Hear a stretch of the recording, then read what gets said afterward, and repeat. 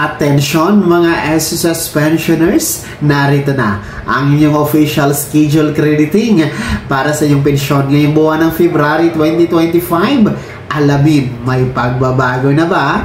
May second tranche 1,000 pesos pension increase na ba? Pag-uusapan natin sa video na ito.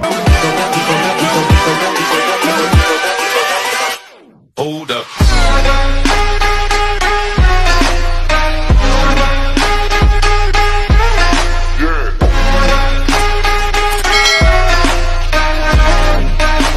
Hello mga ka-vlogs! Welcome dito sa aking YouTube channel. Magandang araw po sa lahat ng mga manonood. Saan po kayong dako sa mundo? Kumusta mga ka-vlogs? SSS pensioners, makinig, narito na ang inyong official crediting schedule ng inyong pensyon ngayong buwan ng February 2025. Mamaya-maya pag-uusapan natin, may pagbabago na ba? May second tranche na ba? Pero bago ang lahat, kung bago ka pa lang dito sa aking YouTube channel o di kaya hindi ka pa nakasubscribe, abay click niyo muna ang ating subscribe button na nasa baba. Huwag niyong kalimutan na pindutin ang notification bell. Ilagay niyo po sa all para naman updated kayo sa lahat ng mga videos na aking i-upload. So eto na ha mga SSS pensioners, makinig po hanggang sa dulo dahil atin pong i-discuss ang official crediting schedule para sa iyong pensyon na matatanggap ngayong buwan ng February 2025. Makinig dahil malaking pagbabago magaganap na. So una po sa lahat, para sa ating mga first batch SSS pensioners na may date of contingency o araw ng kapanganakan, araw ng pagkamatay o araw ng pagkasakit mula 1st to 15th day of the month, no? Kung yan po ang inyong date of contingency, abay ang inyong original crediting schedule ngayong buwan ng February para sa inyong pensyon ay February 1, 2025. Pero kung nakikita niyo po sa inyong kalendaryo, ang February 1 po ay natapat sa araw ng Sabado at hindi po pwede na mag-credit ng pensyon kapag ito ay natapat sa weekend, Sabado or Linggo. Gaya nito nga, February 1. O di kaya national holiday. Ayon po yan sa isang SSS circular. Ang mangyayari dyan ay aatras po tayo sa pinaka-last day, pinaka-last working day ni SSS. At yan po, ang January 31, 2025, araw ng Biyernes. So, ibig sabihin, aatras, magkakaroon ng isang araw na advance crediting schedule para sa yung February pension, mga first batch SSS pensioners. Mas maaga kaysa inaasahan. Kahit papano, mas maaga ninyong makukuha at magagamit ang inyong pensyon ngayong February, mga first batch. Well, dadako naman tayo dito sa official crediting schedule para sa ating mga second batch. Yung meron pong date of contingency o araw ng pagkamatay, araw ng pagkasakit o araw ng kapanganakan mula 16th at the last day of the month. Kung yan po ang date of contingency ninyo, ang inyong po schedule ngayong February, no? Ang inyong pension crediting ay February 16, 2025. Pero kung titingnan po natin ang kalendaryo, ang February 16 ay natapat po sa araw ng Linggo. Ayan, so natapat po siya sa araw ng Linggo. At uulitin ko po na ayon sa isang SSS circular, hindi po pwede na mag-credit ng pensyon kapag ito ay natapat sa weekend gaya ng Sabado or Linggo, no? Gaya po ngayong February 16, no, para sa mga second batch o di kaya national holiday. So ang mangyayari po, gaya sa mga first batch, aatras ito sa pinaka-last working day ni SSS. And ang pinaka-last working day ni SSS before the February 16 is February 14, 2025, araw ng Biyernes. So, ibig sabihin din, no, aatras ng 2 araw, no? Instead of February 16, magiging February 14. Mas maaga kaysa inaasahan ang pension crediting schedule ng ating mga second batch SSS pensioners. Kahit pa paano din po, mas maaga din po ninyong makukuha at matatanggap ang inyong pensyon para ngayong buwan ng February, mga second batch SSS pensionado. Well, sa katanungan na may pagbabago ba sa magaganap na pension crediting ngayong February, meron namang dagdag. May increase na ba ang second tranche 1,000 pesos pension increase? Kumusta? Makakasama na ba ito sa magkikredit sa inyo? Ang kasagutan ay hindi po. Wala pong pagbabago, wala pong increase, wala pong dagdag na matatanggap, no? Mga first batch or second batch SSS pensioners para ngayong buwan ng February. So, ang second tranche, 1,000 pesos pension increase, hindi pa rin ito maibibigay at hindi pa rin ito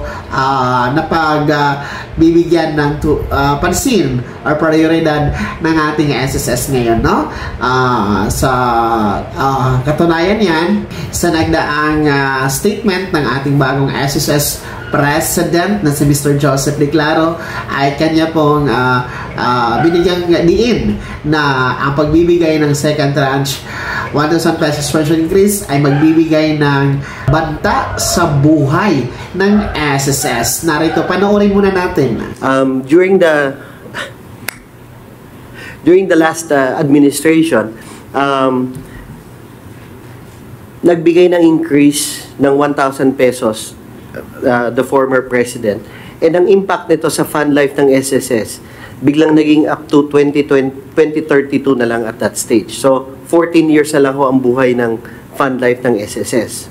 I'm happy to report that as of the moment, we have already doubled the fund life. It's now 28 years up to 2053. But then, actuarial ho kasi ito eh. Ang ideal, kung tatanungin nyo, kasama ko dito ang aming chief actuary, si Senior Vice President Ed Cruz, 68 years ho sa actuarial science ang ideal for a pension fund.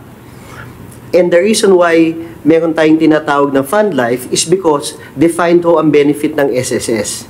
And that is something that we will be working on this year, about studies on how to convert from being purely a defined benefit to a variable benefit na. Ano hong impact nito? Sa ngayon ho, there is no way for us to increase the pension of our 3.6 million members because naka-defined benefit to eh. And ang katumbas ho nitong fund life ng SSS would be the unfunded liability, which the way it's calculated sa actuarial science is 68 years. Kaya in the trillions ho ito. Ayan mga SSS pensioners, malinaw na malinaw po, no, na ang ating SSS President Joseph Declaro ay nag-alala po dito sa second tranche 1,000 pesos pension increase.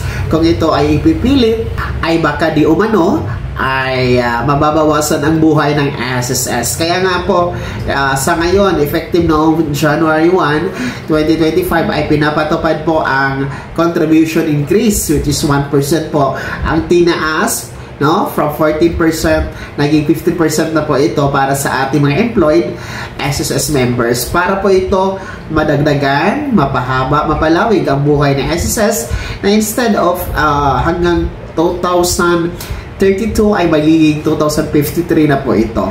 So, sa tingin ko, sa ngayon, medyo malabo pa, no, ang SSS na magbigay ng second tranche 1,000 pesos pension increase.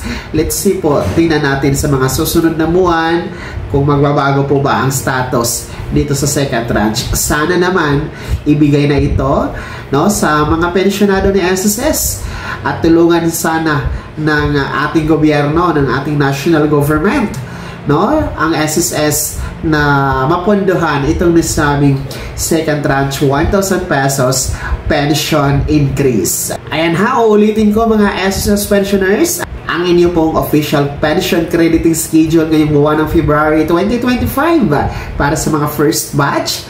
Instead of February 1, yan po ay Sabado. So, aatras sa January 31, no? Ang inyong pension crediting advance ng isang araw dahil Sabado po ang February 1. So, ang ating mga second batch naman ay instead of February 16 ay aatras sa February 14 dahil ang February 16 ay natapat sa araw ng linggo. So mas maaga po matatanggap ang pensyon ng ating mga SSS pensioners.